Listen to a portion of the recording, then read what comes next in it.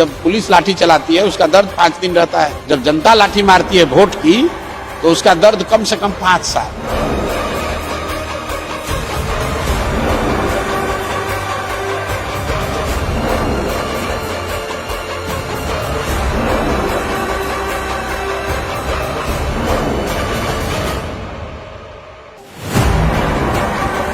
मुद्दा ये है कि लोकतंत्र है, आप गांधी की बात करते हैं और आप यहाँ लाठी तंत्र बनाए हुए हैं। पिछले 3 वर्ष में 87 से ज्यादा शांतिपूर्ण प्रदर्शनों पर, धरनों पर नीतीश कुमार ने लाठी चलवाया है। अनगिनत जो भी समाज का वर्ग यहाँ आया है उस पर नीतीश कुमार ने लाठी चलवाई। पूरे देश में 3 वर्ष में जितनी लाठीचार्ज बिहार में हुआ है, धरनों पर, प्रदर्शनों पर, मार्च पर, पूरे देश में कहीं नहीं हुआ है। बिहार के 5 करोड़ युवाओं का आवाज आप कैसे दबा सकते हैं?